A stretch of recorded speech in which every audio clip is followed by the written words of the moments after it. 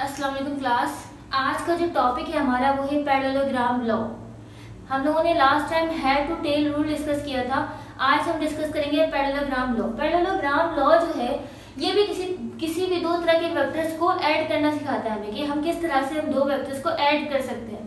ठीक है, तो सबसे पहले जो लॉ है वो ये बताता है हमें join two vectors from tail to tail, यानी दो वेक्टर को आपने ऐड कैसे करना है, टेल से टेल को ऐड करना है।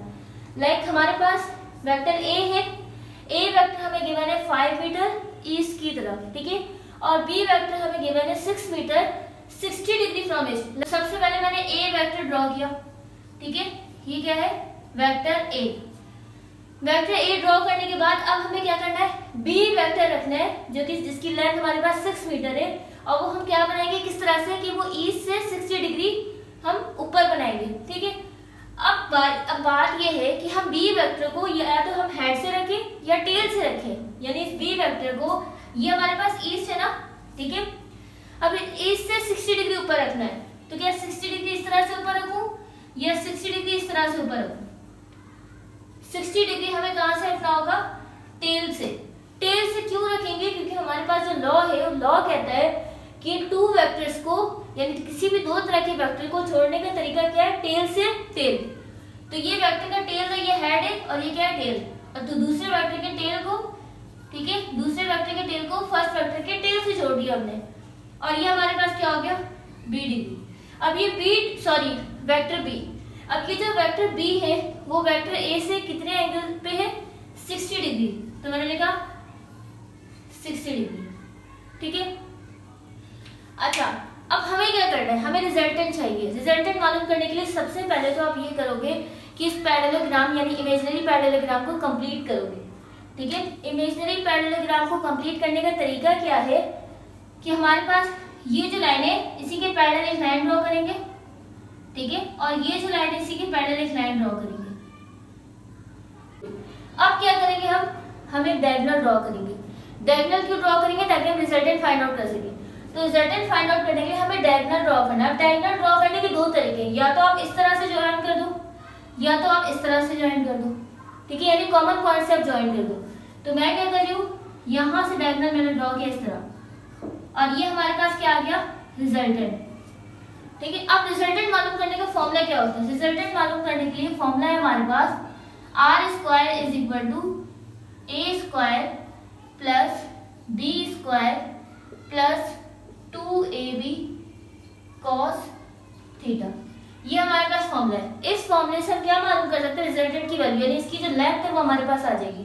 तो किस तरह से मालूम करेंगे, मैंने लिखा r square is equal to a की वैल्यू हमारे पास क्या है, ए की वैल्यू हमारे पास है 5, तो मैंने क्या किया 5 का स्क्वायर कर दिया, प्लस बी की वैल्यू हमारे पास कितनी है 6, तो बी की जगह हमने लिख दिया 6 का स्क्वायर प्लस 2ab, ए की वैल्यू हमारे पास क्या है 5, बी की वैल्यू हमारे पास है 6, उसके बाद क्या है cos थीटा, तो मैंने लिखा cos थीटा की वैल्यू हमारे पास क्या है 60 डिग्री। अब सॉल्व किस तरह से करोगे आप लोग, 5 का स्क्वायर किया यहाँ लिखा, 6 का स्क्वायर किया यहाँ लिखा, फिर इन तीनों को मल्टीप्लाई करेंगे यहाँ लिखेंगे, cos 60 सॉल्व करेंगे यहाँ लिखेंगे, ठीक है। उसके बाद क्या करेंगे, हम स्क्वायर खत्म करेंगे। स्क्वायर किस तरह से खत्म करते हैं, रूट लेकर, तो आर की वैल्यू आ जाएगी आपके पास, यानी हमारे पास जिसकी लेंथ है उसकी वैल्यू आ जाएगी, यानी रिजल्टेंट की वैल्यू आ जाएगी। अच्छा, अब सवाल यहाँ पे ये है कि जो रिजल्टेंट है या ये स्केलर है कि वेक्टर है, रिजल्टेंट है वो वेक्टर है। क्यों, क्योंकि जब हम दो वेक्टर्स को ऐड कराएंगे तो क्या आएगा, वेक्टर आएगा, ठीक है।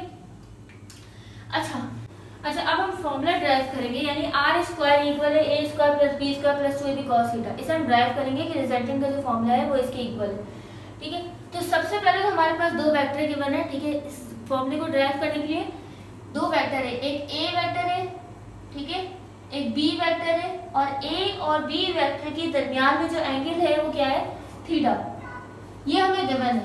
तो मैंने क्या किया, यहाँ पे एक ए वेक्टर ड्रॉ किया और मैंने यहाँ पे क्या किया, एक बी वेक्टर ड्रॉ किया, ठीक है। ए वेक्टर बी वेक्टर के दरमियान में एंगल क्या है हमारे पास थीटा, तो मैंने यहाँ पे लिखा थीटा। उसके बाद हम क्या करेंगे, इस इमेजिनरी पैरेललोग्राम को कंप्लीट करेंगे। कंप्लीट करने का तरीका क्या है, जिस तरह से ये वेक्टर इसी के पैरेलल में एक और वेक्टर ड्रॉ करेंगे इस तरह से, ठीक है, यानी ये हमारे पास ए है तो ये भी क्या होगा ए, और इस बी के ही पैरेलल में एक लाइन ड्रॉ करेंगे इस तरह से, ठीक है। यानी एक इमेजिनरी पैरेललोग्राम मैंने यहाँ पे कंप्लीट कर ली हूँ। उसके बाद अब मुझे क्या बनाना है, रिजल्टेंट। रिजल्टेंट ड्रॉ करने के लिए हम क्या करते हैं, रिजल्टेंट निकालने के लिए हम क्या करते हैं, एक डायगोनल ड्रॉ करते हैं। और डायगोनल ड्रॉ करने का तरीका ये है कि हम कॉमन पॉइंट से एक लाइन ड्रॉ करते हैं। यानी हमने यहाँ से एक लाइन ड्रॉ किया, यानी डायगोनल। इसको मैंने नाम दिया M, इसे मैंने नाम दिया N, ये O है और ये क्या है, P, ठीक है। यहाँ तक सब क्लियर है। इसके बाद नेक्स्ट स्टेप में हम क्या करेंगे, O से परपेंडिकुलर गिराएंगे, ठीक है। O से मैंने एक परपेंडिकुलर गिराया, यहाँ पे ये क्या होगा, 90 डिग्री। नेक्स्ट स्टेप में अब आप ये देखो, अगर ये वेक्टर B है तो क्या ये लाइन भी वेक्टर B के इक्वल होगी, वेक्टर B के इक्वल होगी ना, क्योंकि ये लाइन इस लाइन की क्या है, पैरेलल है। तो अगर ये B वेक्टर है तो ये भी क्या होगा, B वेक्टर होगा, ठीक है। अच्छा, उसके बाद इसको मैंने नाम दे दिया Q, ठीक है। अच्छा, उसके बाद अगर हमारे पास ये एंगल थीटा है तो क्या ये एंगल पे थीटा होगा, क्यों, क्योंकि हमारे पास ये लाइन इस लाइन की क्या है, पैरेलल है, और ये जो लाइन है वो इस लाइन के साथ क्या है, कॉमन है ना, ये लाइन दोनों के लिए कॉमन है, ये लाइन जो है वो दोनों के लिए क्या है, कॉमन है, और ये लाइन के आपस में पैरेलल है। तो अगर इनके दरमियान में एंगल थीटा है तो इनके दरमियान में भी एंगल क्या होगा, थीटा कॉरस्पॉन्डिंग एंगल है, ठीक है। अब हम देखते हैं इन ट्रायंगल OPQ। सबसे पहले हम ट्रायंगल OPQ को देखेंगे, OPQ, ताकि हम PQ और OQ की वैल्यू मालूम कर सकें। तो मैंने क्या किया, OPQ ट्रायंगल ड्रॉ किया। ये थीटा है हमारे पास, ये 90 डिग्री है, ये P है, ये Q है और ये O है, ठीक है। ये हमारे पास क्या हो गया, हाइपोटेन्यूज, ये बेस है और ये क्या है, परपेंडिकुलर, ठीक है। अगर किसी को कंफ्यूजन है कि हाइपोटेन्यूज किस तरह से कह रहे हैं, परपेंडिकुलर किस तरह से कह रहे हैं, किस तरह से मैंने बोल दिया, तो ये 90 है ना, 90 के सामने वाला क्या होता है, हाइपोटेन्यूज, और जो एंगल है, एंगल के सामने वाला क्या होता है, परपेंडिकुलर। बाकी जो बच गया वो क्या है, बेस है, ठीक है। तो cos थीटा का फॉर्मूला किसके इक्वल होता है, बेस अपॉन हाइपोटेन्यूज। अब बेस यहाँ किसके इक्वल है, PQ के इक्वल है, तो मैंने लिखा PQ। हाइपोटेन्यूज किसके इक्वल है, अच्छा ये B वेक्टर के इक्वल है, तो मैंने यहाँ लिख दिया ये B है। तो PO की जगह यानी हाइपोटेन्यूज की जगह पे हम क्या रखेंगे, B, ठीक है। मुझे यहाँ से PQ चाहिए था, तो PQ कैसे सेपरेट करेंगे, PQ को हो जाएगा B cos थीटा, ठीक है। हमें PQ की वैल्यू मालूम हो गई। अब मालूम करेंगे OQ की वैल्यू। तो मैंने यहाँ पे लिखा in triangle, sorry direct solve करते हैं। साइन थीटा किसके इक्वल होता है, परपेंडिकुलर अपॉन हाइपोटेन्यूज। परपेंडिकुलर किसके इक्वल है, OQ के इक्वल है, तो मैंने यहाँ क्या लिखा, OQ। हाइपोटेन्यूज किसके इक्वल है, B के इक्वल है, मैंने यहाँ लिखा B, और ये साइन थीटा था। तो OQ को सेपरेट करेंगे, OQ किसके इक्वल आएगा, B साइन थीटा, ठीक है। अब OQ की वैल्यू हमारे पास आ गई और PQ भी आ गई। OQ किसके इक्वल है हमारे पास, ये OQ किसके इक्वल है, B साइन थीटा, ठीक है। और ये PQ किसके इक्वल है, ये PQ B cos थीटा, मैंने यहाँ लिख दिया B cos थीटा, ठीक है। अब हम किस ट्रायंगल को सॉल्व करेंगे, इस कंप्लीट ट्रायंगल को हम सॉल्व करेंगे, ठीक है। तो मैंने यहाँ लिखा इन ट्रायंगल MOQ, MOQ, और इस कंप्लीट राइट एंगल ट्रायंगल को हम ड्रॉ करेंगे। तो मैंने यहाँ पे एक ट्रायंगल ड्रॉ किया, ये क्या हमारे पास M, ये पॉइंट हमारे पास O है, और ये पॉइंट हमारे पास क्या है, Q है। इसकी लेंथ हमारे पास क्या है, B साइन थीटा, और ये कंप्लीट लेंथ किसके इक्वल है, यानी M से लेकर Q तक की लेंथ हमारे पास क्या है। अगर आप इस ट्रायंगल को इस पैरेललोग्राम को गौर से देखो तो ये लेंथ हमारे पास किसके इक्वल है, A के, तो मैंने यहाँ A लिखा, ठीक है। लेकिन हमारे पास यहाँ पे कंप्लीट लेंथ Q तक है, तो यहाँ तक तो A है, और ये लेंथ किसके इक्वल है, B cos थीटा, यानी ये कंप्लीट लेंथ किसके इक्वल हो गई, A plus B cos theta, ठीक है। अब हमारे पास ये है right angle triangle. Right angle triangle के लिए हम क्या करते हैं, पाइथागोरस थ्योरम अप्लाई करते हैं। तो मैंने लिखा by Pythagoras theorem, Pythagoras theorem. Pythagoras theorem का फॉर्मूला क्या होता है हमारे पास, पाइथागोरस थ्योरम क्या होता है, हाइपोटेन्यूज का स्क्वायर इक्वल होता है perpendicular square plus base square. Hypotenuse किसके इक्वल है यहाँ पे? MO, ठीक है। यानी ये हमारे पास क्या रिजल्टेंट है ना, ये लाइन इस तरह से मैंने ट्रायंगल ये उठा लिया, ठीक है। तो ये लाइन हमारे पास किसके इक्वल था? रिजल्टेंट के इक्वल था, तो मैंने यहाँ पे लिखा रिजल्टेंट। तो हाइपोटेन्यूज किसके इक्वल है? MO के इक्वल है। मैंने लिखा MO का whole square is equal to perpendicular की वैल्यू हमारे पास क्या है यहाँ पे? B sin theta, B sin theta का होल स्क्वायर। और बेस किसके इक्वल है? A प्लस B, सॉरी सबसे पहले परपेंडिकुलर यहाँ पे किसके इक्वल है? OQ, तो मैंने लिखा OQ का होल स्क्वायर। और बेस किसके इक्वल है? MQ का होल स्क्वायर, ठीक है। अब MO किसके इक्वल है? रिजल्टेंट के, तो मैंने क्या लिखा? R square is equal to OQ किसके इक्वल है? सिंपली से R लिखो। OQ किसके इक्वल है? B sin थीटा, तो मैंने लिखा B sin थीटा का होल स्क्वायर। MQ किसके इक्वल है? MQ A plus B cos theta, और इस होल के ऊपर हमारे पास क्या आ जाएगा? स्क्वायर, ठीक है।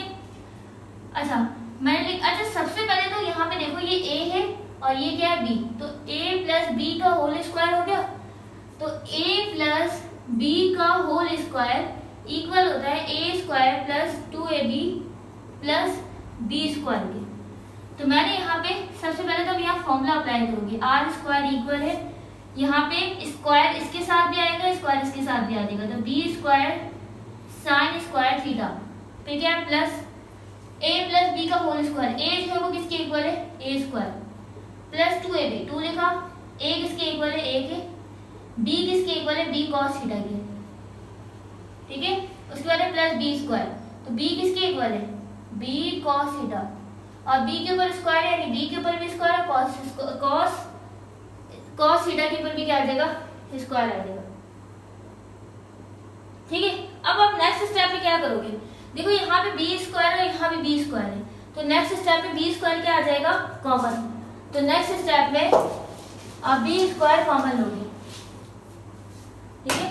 तो मैंने लिखा R स्क्वायर इक्वल है, सबसे पहले इसको और इसको मैंने पहले लिख लिया, तो B square sine square theta plus B square cos square theta, ठीक है। उसके बाद क्या है? Plus A square plus 2AB cos theta, मैंने लिखा plus A square plus 2AB cos theta, ठीक है। अब सिंपली क्या करेंगे? B स्क्वायर यहाँ से कॉमन आना, हम कॉमन लेंगे, तो B स्क्वायर कॉमन ले लिया तो क्या बचा? Sine square theta plus cos square theta. B square common लिया तो क्या बचा? Cos square theta. उसके बाद क्या? Plus A square plus 2AB cos theta, ठीक है। तो मैंने लिखा B स्क्वायर, ठीक है। अच्छा sine square theta plus cos square theta किसके इक्वल होता है? 1 के इक्वल होता है, तो मैंने सिंपली यहाँ पे लिखा 1 plus A square plus 2AB cos theta. अब नेक्स्ट स्टेप में अरेंज करके लिखेंगे, ठीक है। तो हमारे पास जो रिजल्टेंट का फॉर्मूला हमने जो ड्राइव करना था वो था A square plus B square plus 2AB cos theta. तो मैंने सबसे पहले इस A स्क्वायर को लिखा, उसके बाद मैंने इस B स्क्वायर को लिखा, उसके बाद 2AB कॉस थीटा को लिखा, ठीक है। और यही हमें ड्राइव करना था, तो मैंने यहाँ लिखा हैंस ड्राइव।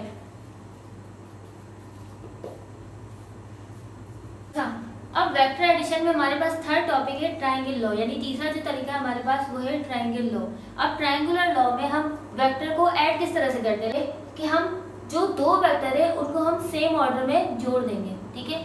उन दो वेक्टर्स को सेम ऑर्डर में जोड़ने के बाद जो थर्ड वेक्टर है, थर्ड वेक्टर में रिजल्टेंट, उसको हम अपोजिट ऑर्डर में कनेक्ट कर देंगे उसके साथ। किस तरह से? हमारे पास दो वेक्टर है, एक A है और एक B है, तो मैंने क्या किया? इस A वेक्टर को ड्रॉ किया, ठीक है, और B वेक्टर हम क्या करेंगे? सेम ऑर्डर में। सेम ऑर्डर का मतलब है तो यहाँ से ही हम क्या करेंगे? B वेक्टर को ड्रॉ करेंगे, तो सेम ऑर्डर में ड्रॉ किया मैंने, ठीक है। यानी हेड पे एंड हुआ तो मैंने हेड से स्टार्ट किया।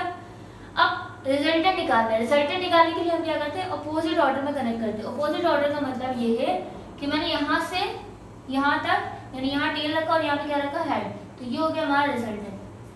यानी मेरा मतलब ये कहने का, अगर हमारे पास जैसे सेम ऑर्डर था, मैंने एक वेक्टर बना लिया यहाँ पे, दूसरा वेक्टर यहीं से स्टार्ट किया। अब मुझे रिजल्टेंट ड्रॉ करना है, रिजल्टेंट बनाना है। तो अगर मैं यहाँ से इस तरह से बनाती तो इसका मतलब हो जाता है सेम ऑर्डर। क्यों? क्योंकि मैंने यहीं से दोबारा स्टार्ट किया और फिर यहाँ लाके एंड किया, तो ये सेम ऑर्डर हो जाता। मुझे क्या करना है, रिजल्टेंट के लिए अपोजिट ऑर्डर में ड्रॉ करना। तो अपोजिट ऑर्डर का मतलब होता है अगर यहाँ हेड पे एंड किया था तो आप वापस यहीं पे लाकर हेड पे ही एंड करोगे, यानी ये टेल और ये हेड से हेड।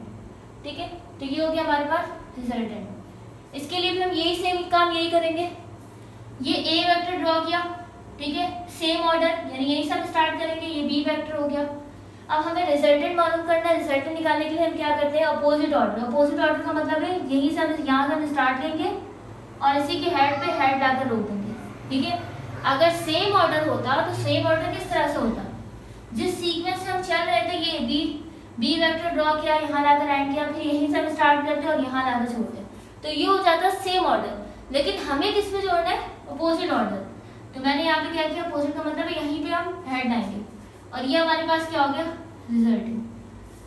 अच्छा, अब बात करते हैं एंगल की। एंगल हम कहाँ लेंगे, यहाँ लेंगे या बाहर लेंगे? एंगल हम लेंगे यहाँ पे बाहर की तरफ, ये थीटा हो गया। अब बाहर हम क्यों ले रहे हैं, क्योंकि अगर हम अंदर की तरफ देखो तो अंदर हमारे पास टेल से टेल कनेक्ट नहीं है और हेड से हेड कनेक्ट नहीं है। यानी अगर अंदर की तरफ हेड से हेड जुड़ा होता तो हम क्या करते हैं, अंदर की तरफ एंगल लेते हैं, या अगर टेल से टेल जुड़ा होता तो हम क्या करते हैं, अंदर की तरफ एंगल लेते हैं। लेकिन अंदर की तरफ हमारे पास हेड से हेड या टेल से टेल नहीं है, इसलिए मैंने एंगल क्या लिया, बाहर की तरफ लिया। ठीक है, इसके लिए भी रिजल्टेंट का फॉर्मूला क्या होता है, रिजल्टेंट का फॉर्मूला होता है आर स्क्वायर इक्वल है a square plus b square plus 2ab cos theta. ठीक है, इसके लिए रिजल्टेंट का फॉर्मूला क्या होता है, a square plus b square plus 2ab cos theta.